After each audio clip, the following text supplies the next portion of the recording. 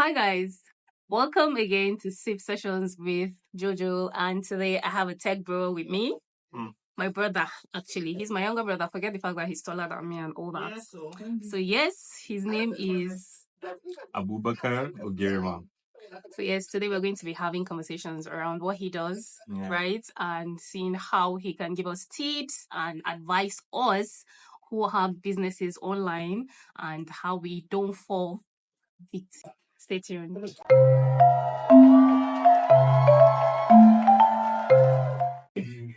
Hello, everyone. My name is Abubakar Ogirima. Like you said before, yes, I'm her younger brother. I've known Jojo for a while, and I'm very inspired by her work.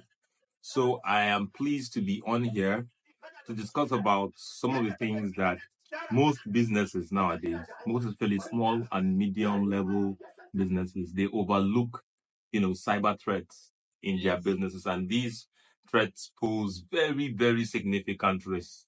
So what I mean is something as simple as, sometimes you just be on your WhatsApp and then you see messages from maybe one uncle of yours or one auntie requesting for maybe 10, 20 different amounts of money. And then they'll create a scenario that's like there's an emergency. True. Quickly send this money and then to this account. There's always somebody different. So that's just one example of how these malicious actors want to, take something from you. It might just be your data, it might be your money, it might just to disrupt your business. There are different tactics. But what I explained now is one very common example. So there are other ways that they do this. They sometimes send emails, unsolicited emails, or links, especially with links, right? Links. More than 70% of people reuse passwords.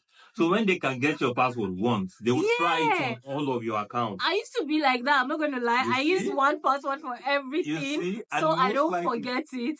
And then I just realized that it's a wrong and dumb move because it means that if somebody gets hold of my phone and they just get one password, I'm gone. And another thing I learned, guys, stop using your date of birth as password, especially those of you that will use 1990 something for your ATM. Exactly.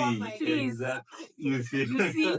Stop using it. I learned all of this recently, that all of those things are really easy for people to just, guess, and then, before you know it, That's boom. what. Then they have access to your They stuff. have access to your They stuff. can, and nowadays we rely heavily on, the internet to perform our daily activity. So you would not even realize how much of your life is online. Right? You might think that I just use my phone sometimes, I use the computer. You have most of your life is now online. So most of the time we are online, doing things online. So the online has become more of a threat landscape. Is where these people with malicious intent will come and operate. Don't need to come and meet you on the road anymore. If I can get access to your account, I get access to your banking apps, I get access to your social media. So you see, it is just more. It's more than you're thinking. Really, it is. You get. scary. And then what's worse is when they compromise you, they can compromise your friends.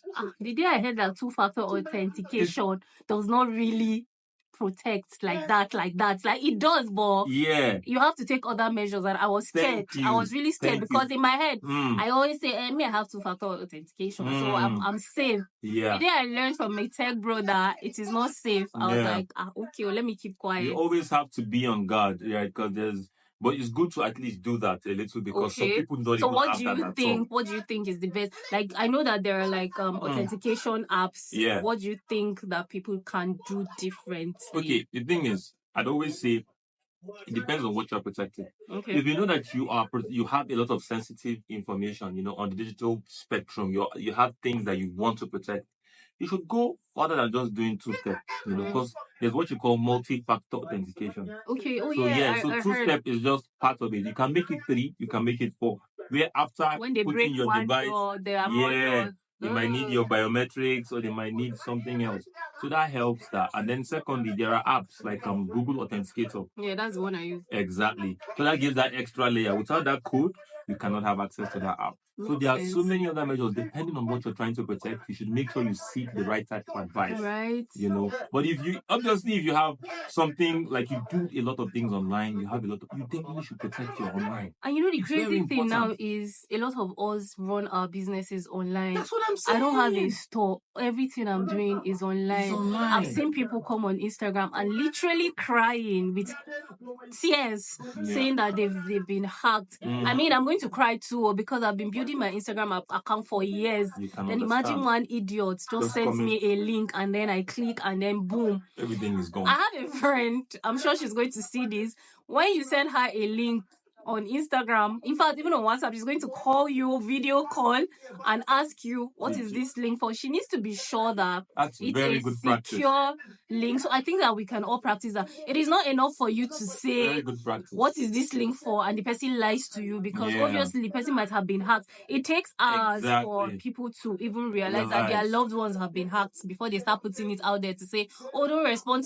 Before you know it, people have already fallen victim of sending as little as recharge card. Because imagine I asked somebody to send me, oh, I urgently need 5,000 naira recharge card, and they were, let's say like 10 people have already sent. That person has made a lot of money, or they say they urgently need somebody that doesn't really usually ask for help is not saying, and most times it can happen to me too.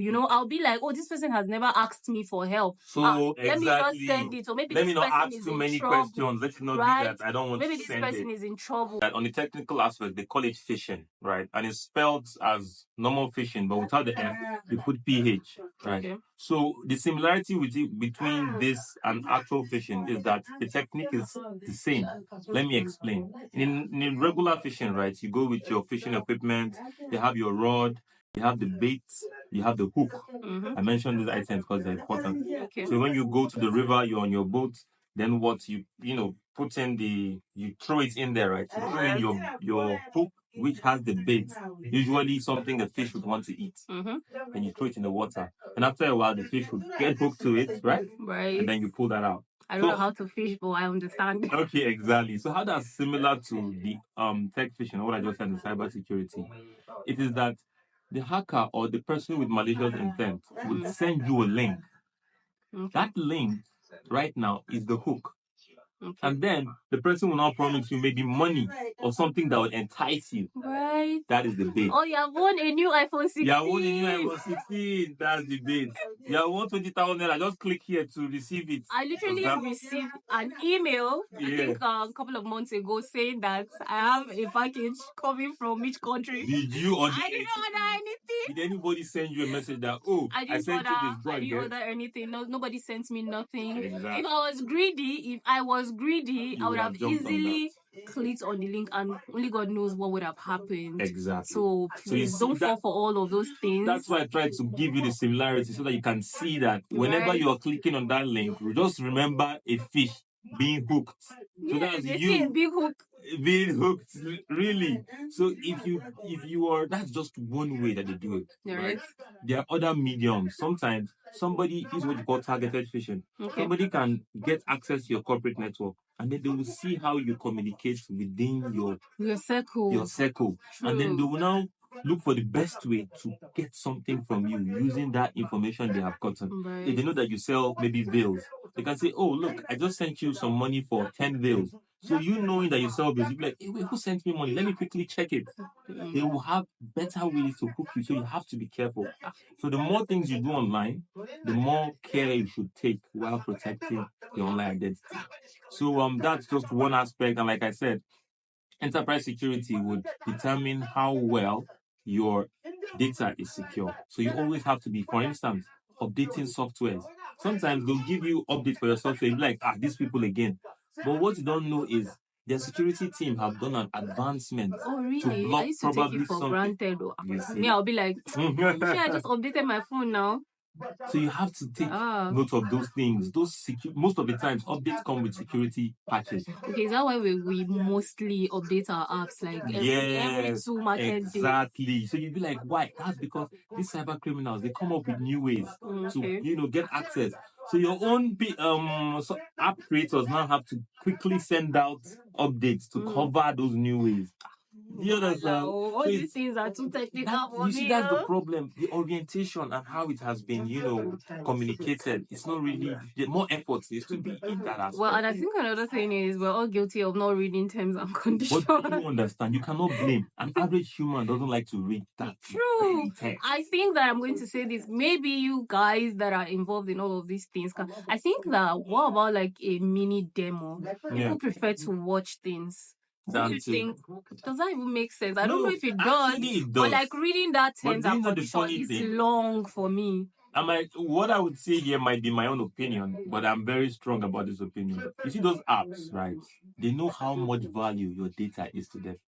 And within those contracts you're seeing there's a lot of truancy to confuse you. When you don't enough to just sign. They just want you to sign. And then we sign. We always sign. We always sign. We always sign. You get. And then when you do that, they can have some type of access to your data that they might eventually exploit later. So it is in their best interest for you to just sign and go. Well, you understand? They are trapping us. They are trapping us. Like, that's the crazy aspect. That's but crazy. we need to be more cautious about these things, and we need to just have somebody that can always give us this advice. It helps. Well, it really does. I've learned so much, but I hope I continue to learn because yes, continuous learning also. The whole tech thing is plenty. It's plenty, it's too technical. It's too technical. It's plenty. That's why I'm small. I hope that it grows. Yeah, because I think a lot of people think that tech is flashy, luxurious. There's money. But I feel like it's more to there's more to it than just the money. Because I feel like you guys are doing so much, so much, right? And I feel like the more people give it more attention, at least there's some level of understanding you should get from it. So you can at least know how to be secure. Your money is here. You are operating and you're making money from this place. That's so you true. should, try to be secure about it. So that's one aspect. And the next thing, your passwords. They are bringing new ways to things that are going to replace passwords. But for now, passwords will still be around for a while. Make sure they're not something short, something predictable. Some people will put my house and they'll put the year that they were born, 1990, or their name, their surname, and then some type of numbers in between, and they think they are slick. We're talking about password now. I'm going to ask a question because I don't want to believe that I'm that dumb. So you are going to try to log into maybe your Instagram, and then they are telling you wrong password. You now click on forgot password. They'll now send you reset link. You now follow the reset link. Just listen to me. You now use the same password that you were trying to use that they said wrong password. They'll now be telling you password cannot be the same as the previous one. Yeah. Why does that happen? Okay, two things. First of all, you could actually be a victim of an attack. Yeah, that's very possible because there's that type of attack. They call it man in the middle attack.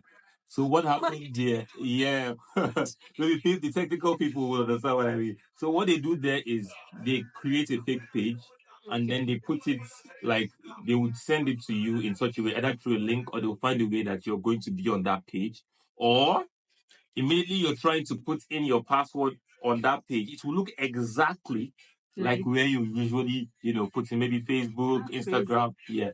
So the first time you're putting your password, you're actually sending that information to them. Okay. Right. And then sometimes you notice that the next time you put your password, it works.